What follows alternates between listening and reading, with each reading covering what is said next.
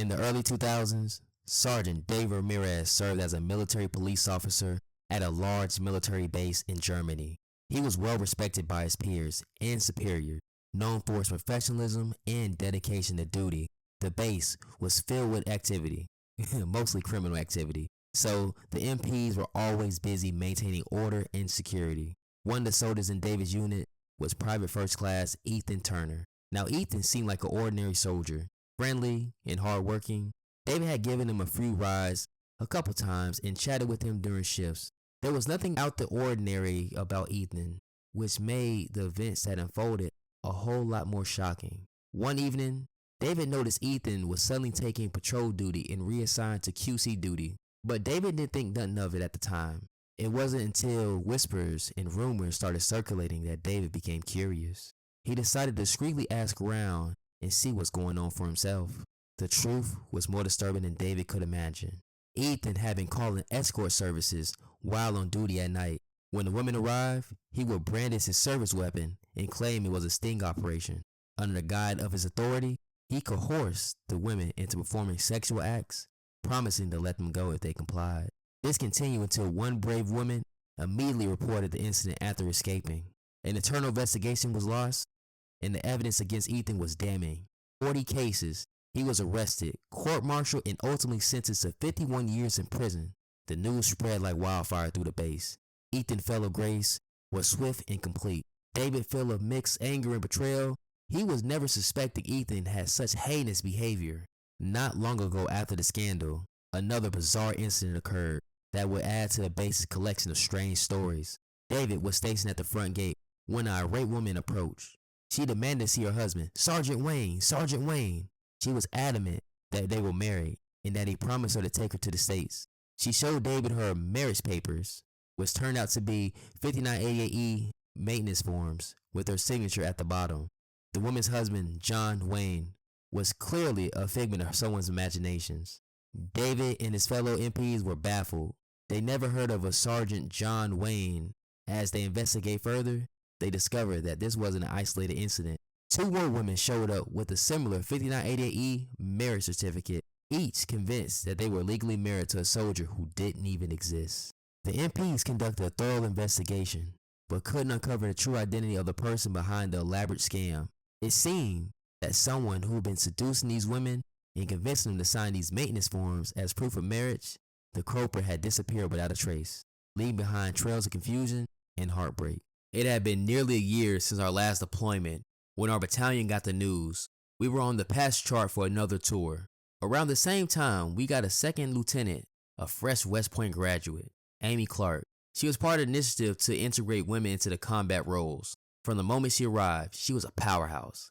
She had a Ranger tab, dominant PT, and was sharp as a tack and fit right in with the guys. The Army Times even sent a team to cover her story as the first female Ranger officer to lead an infantry platoon into combat. Then the real craziness began. Not long after she settled in, strange things started happening around the base. Equipment went missing, unauthorized parties were happening, and there were whispers of secret gatherings in the woods just outside the base perimeter. Our second lieutenant Amy seemed to be a center of all of it.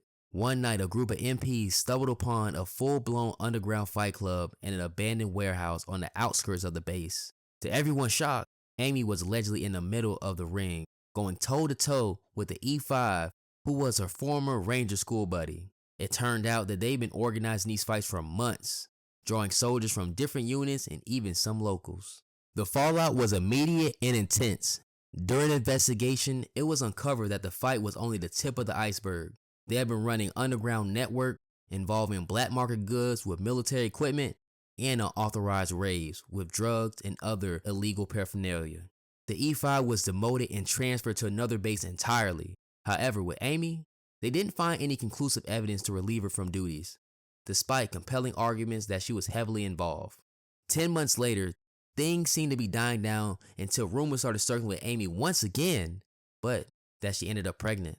The S1, who was responsible for compiling and submitting our unit's readiness reports, officially noticed she was listed as non-deployable due to her pregnancy. The S1, confused, called the company commander to get to the bottom of this, like this had to be some type of mistake, with a reluctant sigh, indicating there was no error. It turned out Amy started a relationship with that same exact E5. They will meet up during 4-day leave and meet up at a certain location. She still had an opportunity to promote to the first lieutenant, but they blocked her from advancing to captain. Later, they divorced. Now Amy faces the demand of juggling single parenthood with her duties.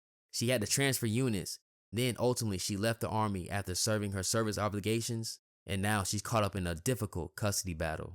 Her story became a cautionary tale, a sharp turn from an inspiring figure she once was to a shitbag soldier. The Army Times article vanished, and the saga of the Fight Club lieutenant became a legend. Whispers forever around the unit and the training grounds. In the mid-2000s, Captain Alice Burns found himself stationed at Fort Rucker, Alabama, and a transition period between Aviation Basic Officer Course, OBC, and flight school. With a few weeks to spare as a snowbird, Alice was assigned various duties to fill the time. One night, he was given the duty of Staff Duty Officer, SDO, a routine but essential role involving overnight supervision and security checks. Accompanied by 2 warrant officer candidates, Alex settled in for what he anticipated would be a quiet night. To pass the time, they ordered pizza and watched movies on the VCR brought in by one of his roommates. Luxury in those days. As the night progressed, Alex decided to make his rounds, checking in on different parts of the base, including the WOC-D barracks known for its World War II style construction. As he approached the barracks, Alex heard some stumbling between the buildings.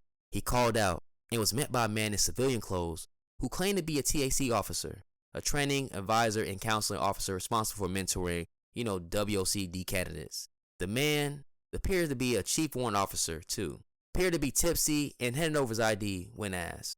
Unsure of how to handle the situation, Alex noted the man's name and sent him on his way, assuming it was just a harmless encounter. After confirming what Barrack CQ that the man was indeed a TAC officer, Alex let the matter drop. Fast forward a year later, Alex, now platoon leader in his unit, one day he overheard a conversation among some warrant officer fours about a scandal involving TAC officers at Fort Rucker. These officers had been sneaking into the rooms of female warrant officer candidates under the cover of the night, engaging in non-consensual sexual activities. The news hit Alex like a freight train, bringing back the memory of that fateful night. Alex couldn't shake the suspicion that the man he encountered was one of the perpetrators. The time frame, the circumstances aligned perfectly. The guilt engulfed him. He had missed the opportunity to stop a predator. He felt naive for having to take the officer at his word and regretting not taking the decision into his own hands. As the scandal unfolded, it became clear that the issue was widespread and systematic. The military launched a thorough investigation, leading to exposure and court-martial of several TAC officers. The revelations prompted a complete overhaul of the Warrant Officer Candidate D program, with stringent new measures put in place to prevent such abuse happening ever again. In the smoldering heat of a remote military outpost in the Middle East, the soldiers of the 502nd Battalion went about their daily routines, unaware that a scandal was about to shake their tight-knit community. The battalion was stationed at a small isolated base where everyone knew each other, and the boundaries between professional and personal lives often blurred. The battalion's Command Sergeant Major Tom Reynolds was a respected leader with a long decorated career. He lived next door to the battalion commander, Lieutenant Colonel Mark Davis. The two families often shared meals and gatherings, forming a close bond that extended beyond the chain of command. One day, whispers started circulating through the ranks. Private messages between the Command Sergeant Major Reynolds and a married medic specialist, Sarah Thompson, had somehow come to light. These messages include explicit photos, sexually intense conversations, and it wasn't long before the rumors reached the BC. Lieutenant Colonel Davis was stunned and deeply disappointed. He had always considered Reynolds not just a colleague, but a friend. The BC had no choice but to initiate an investigation. Reynolds was immediately suspended, and the atmosphere on the base became tense and uneasy. The soldiers were divided. Some were in disbelief, while others felt betrayed. The investigation dragged on for weeks, casting a shadow over the entire battalion. Specialist Thompson, caught in the middle, facing intense scrutiny and gossip. She had always been professional and dedicated to her duties, but now she's found herself ostracized by many of her peers. Her husband, also stationed at the outpost, was devastated by the betrayal and struggled to come to terms with the situation. As the investigation proceeded, the evidence against Reynolds piled up. It was clear that the Command Sergeant Major had overstepped his boundaries, engaging in inappropriate conduct unbecoming of his rank. The findings were conclusive. The BC were left with no other option but to recommend Reynolds for a forced retirement. The fallout from the scandal was severe. Reynolds' family, once close to David's family, became isolated and withdrawn. The sense of community that has been the bedrock of the small outpost was shattered. The BC, feeling the strain of both professional and personal betrayal, struggled to maintain that morale amongst the troops. Now Specialist Thompson and her husband decided to transfer to another unit, seeking a fresh start away from the whispers and judgment. The Command Sergeant Major retirement was a quiet, unceremonious affair in stark contrast to honor and respect that he once had. For Lieutenant Colonel Davis, the incident was a harsh reminder of the fragile trust and consequences of personal misconduct in a professional setting. He doubled down on reinforcing the importance of integrity and accountability within his rank, hoping to rebuild the shattered trust.